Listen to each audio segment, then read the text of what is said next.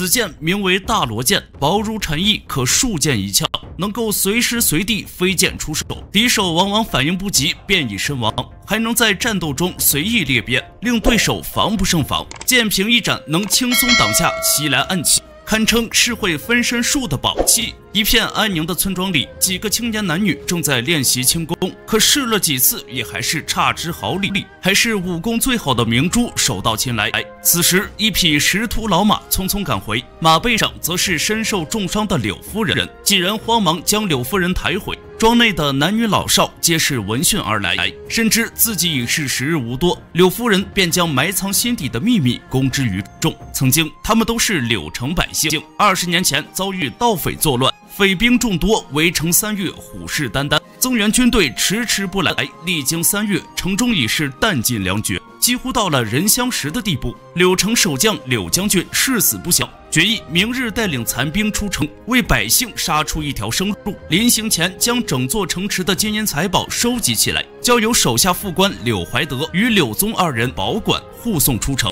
可惜在冲出重围时，柳将军战死，队伍也被冲散。柳夫人打听多年，终于得知柳怀德之女青青的下落。然而近年来江湖上突现一支匪帮黑虎帮，同样在四处搜寻这笔宝藏。听闻柳夫人寻到线索，这才出手将她击成重伤。说罢，柳夫人叮嘱明珠等人一定要寻回宝藏还给众人后，便撒手人寰。此时忽闻房顶传来异响，明珠抬手丢出剪刀刺死一人，原是黑虎帮匪徒尾随而至。等明珠几人追出，另外一人已是策马远去。几人便商议葬下柳夫人后，立刻前往寻找柳青青。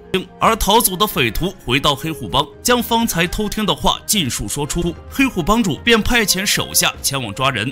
另一边，柳青青正在收拾行装搬家，陪伴她的还有一个哑巴养父。虽然不明白为何刚搬来几天，父亲又要搬离此处，但向来乖顺的他从不过问。此时，黑虎帮的匪徒闯入柳青青家，强行将他掳走。途中偶遇大罗剑侠周应龙，他为人素来行侠仗义，听闻有人呼救，快马拦住一众匪徒，手腕一抖，宝剑瞬间一分为多，轻松斩杀数名匪徒，只有一人趁乱逃离。如此柔弱的少女，周应龙实在不放心，索性好人做到底，送她回家。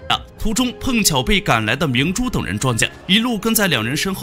2人赶至一座尼姑庵，便想在此歇脚。此时明珠等人闯入，几人寻机带着柳青青离去。周应龙闻声而出，正欲去追，明珠现身找茬，拖住他的脚步。双方皆以为对方是贼人，一言不合，拔剑相向。终归还是周应龙技高一筹，击败明珠，策马追赶。明珠同伴们正带着柳青青赶路，突遇一群人半路截杀，对方人多势众，且利用迷药偷袭。好在此时周应龙赶到，手中大罗剑锋芒再现，斩杀杂鱼匪徒更是手到擒来，一剑划破为首之人面罩，却没想到竟是自己的同门师兄万太极，居然自甘堕落，加入黑虎帮为恶。愤怒之下就要将他带回大罗门处置。岂料赶回大罗门后，掌门师兄刚好不在，按照大罗门戒规，除掌门之外，旁人不可处置门人。如此，二师兄也不好出面做主。看着万太极得意离去，周应龙气愤不已，却又无可奈何。事已至此，周应龙决定去寻找大师兄，顺便送柳青青回家。未料2人赶到一处小镇，竟是偶遇了大师兄。周应龙赶忙将着万太极的罪行尽数相告，但大师兄毕竟身为掌门，自然不能只凭他一面之词定罪。听着师兄承诺接管此事，周应龙终于可以安心送柳青青回家。待2人抵达目的地，柳青青的父亲见到生面孔，心生警惕。在柳青青的恳求下，周应龙决定在此住下一晚。深夜，柳青青父亲悄悄摸进房中，以为周应龙心怀不轨，就要痛下杀手。幸好周应龙早就有所察觉，劈手将对方制住，直到柳青青闻声出面制止2人。此时明珠等人赶到此处，表明身份，解开众人误会。闻此，柳青青父亲欣喜万分，他便是当年押送宝藏的柳宗。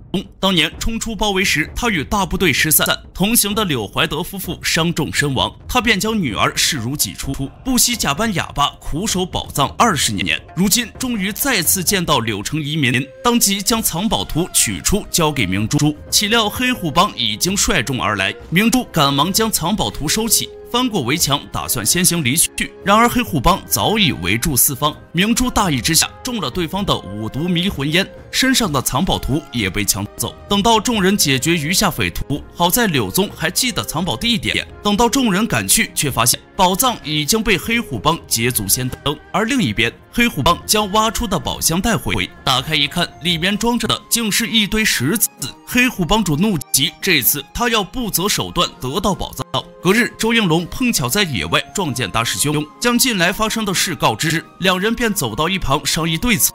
此时，黑虎帮匪徒却前来袭击，趁乱将柳青青劫走，利用他身上的信物，借此把周应龙引入包围圈。周应龙气定神闲，匪徒再多也不过是土鸡瓦狗，手中宝剑出鞘，如入无人之境。随后跟来的明珠也加入战局，不多时便将敌人尽灭。哪知回到原地，却是中了调虎离山之计。此时周应龙发现柳宗的佩剑上刻有几行数字，几人拿出经书一番对比，终于得知了宝藏的真实地点。但在道义上，还是应该先将柳青青救出才对。周应龙便与明珠一同夜探黑虎帮，很快两人被匪徒发现，对方却将他们带入黑虎帮大堂。此时从未露面的黑虎帮主显出真容，万没想到竟是大师兄。原来师父只将大罗剑法传给周应龙一人，大师兄心生记恨，这才勾结万太极创建黑虎帮。周应龙顿时怒发冲冠，未料大师兄射出独门暗器，一向无往不利的大罗剑应声而断。眼见短时间难以拿下两人，大师兄便以柳青青的性命作为要挟。两人迫于无奈，只能将刚刚得知的藏宝地点说出。黑虎帮便带着三人连夜赶去。途中，明珠发现柳城伙伴在旁窥探，故意在话语中提到大罗门。伙伴心领神会，赶去大罗门搬救兵。黑虎帮带着三人赶到藏宝地点，大罗门一众弟子刚好赶到。二师兄得知前因后果，就要请出大罗门戒刀清理门户。